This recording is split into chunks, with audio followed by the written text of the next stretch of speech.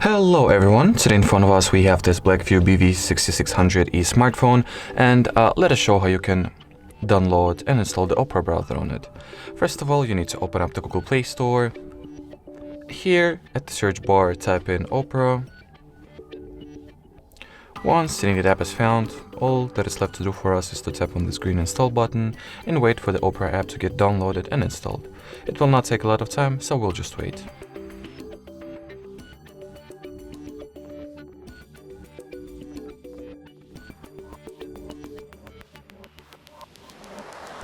Alrighty, once the app got downloaded and installed, we can go ahead and open it.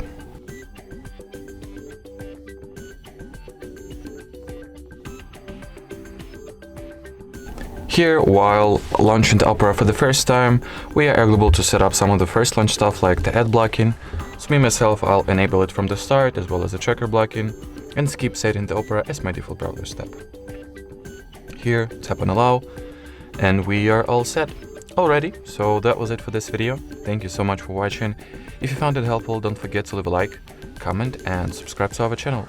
Bye bye!